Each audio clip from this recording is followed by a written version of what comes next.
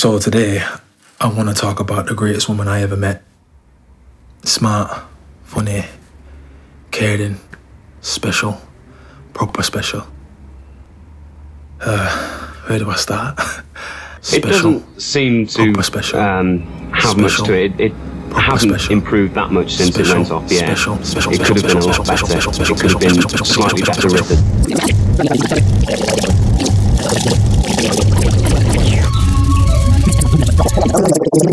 In my opinion, Jodie's theme itself is quite good. And when I say Jodie's theme, I mean 13's theme, not just the theme tune. That's the same while she's making a Sonic. Yes. And that sort of motif that gets reprised when she does that sort of Superman leap of the crane. Which, admittedly, I think is very good. I love that scene. Well, the scene itself? I think the scene's great. I truly do. Yeah, everything after this is just a dream. It makes sense. They didn't spell it out. They just let you kind of assume that. I'm not so much talking. Yeah, again, but I wonder if this episode will run over an hour as well. Yeah. And it's 4 in the morning. What's this? I've never seen this button on disc before. Traverse anti-zone. You essentially get this one. I wonder what happens if I click it.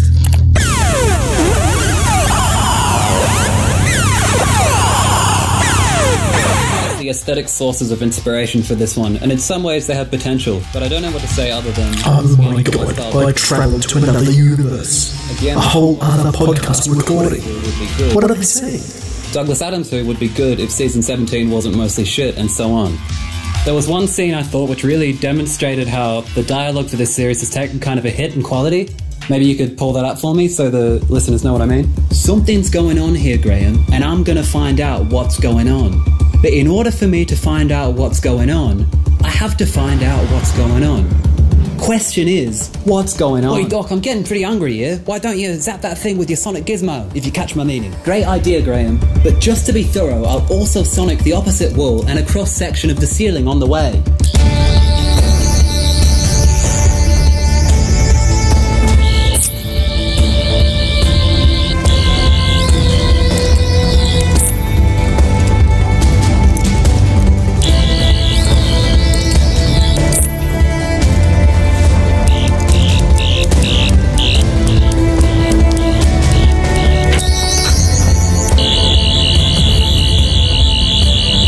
Thing's just like one of me tasers I use when I'm out on the beat. Because I'm a police officer. Good question, Yaz. I love Yaz. I should buy a Yaz. Oi, I'm getting kind of tired of standing around waiting for you lot to exposit. My legs are getting restless. I suppose you blame that on the dyspraxia as well. That's actually a pretty hurtful thing to say. Oh, you love it!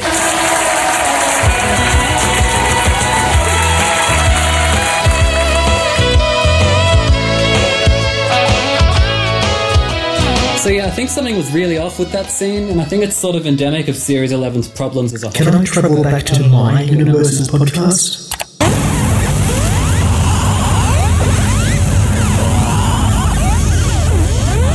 He thinks all fathers are a bit shit. So, like, I don't know, is it meant to be like a sort of,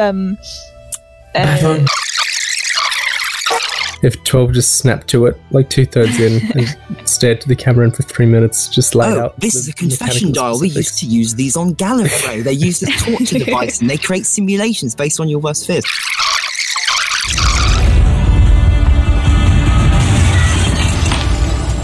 Whoa, where am I? No computer, no code.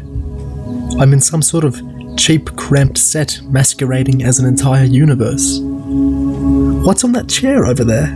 It doesn't seem to have much to it. It hasn't improved that much. There's me thinking the day had no more surprises left.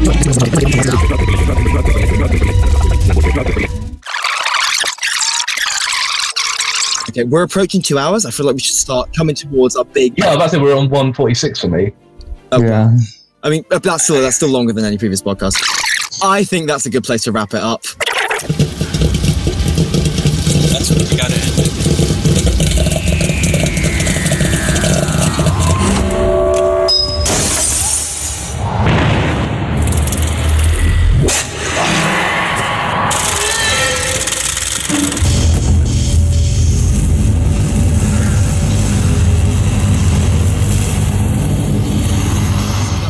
saying, let's all introduce ourselves. So, hello, I'm Edgar.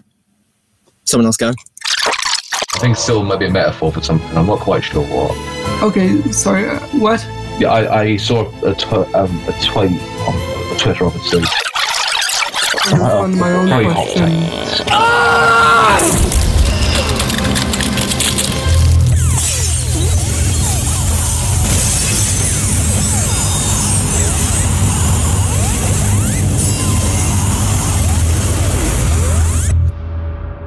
Gig? Is that you? I came the long way round.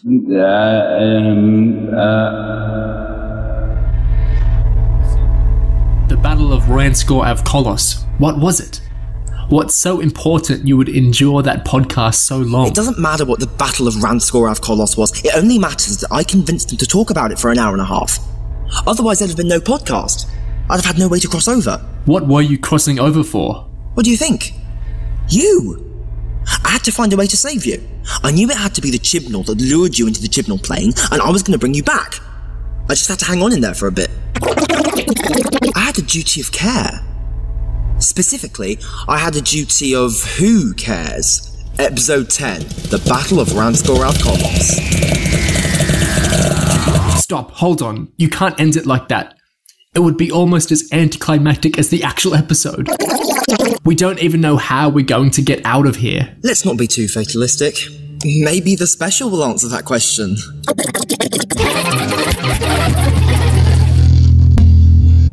We're here in the Solitract realm. How did I forget that? We were just recording a podcast for Resolution, but how did we escape? How did we get back here now? Where's Chibnall? Gig, what have you done? I looked into the Chip-Who, and the Chip-Who looked into me. You've binged all of Series 11, Gig. No one's meant to see that. I can see everything. All it is. All it was. All that ever could be. Ever could be? What do you mean by this? I can see the whole of time and space.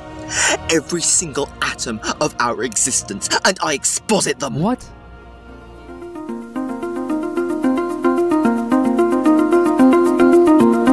People think there's one resolution, but there's loads of them, all snaking off like roots, and what we choose on one path affects what happens on the other paths.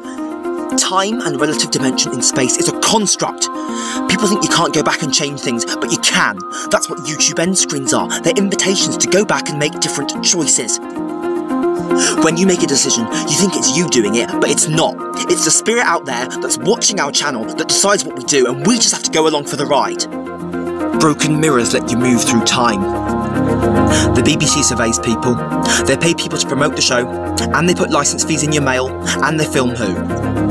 There's messages in every episode. Like heaven sent. Do you know what WHO stands for? WHO. Will Hobbled Organism. He's Dr. Will Hobbled Organism. The whole thing's a metaphor. He thinks he's got free will, but really he's trapped in a confession dial, on a loop. All he can do is eat soup. He's pursued by a veil that's probably just from his own memories, and even if he does manage to escape by dying, what happens? He starts right back at the beginning. People think it's a happy show. It's not a happy show. Its future is a fucking nightmare, and the worst thing is it's real and we're watching it. It's all composed. If you listen closely, you can hear the soundtrack. There's a cosmic flowchart that dictates what we can and what we can't say. I've given you the knowledge. I've set you free. Do you understand? I'll show you what I mean. Choose an opinion. Any opinion. Choose it when I tap this table.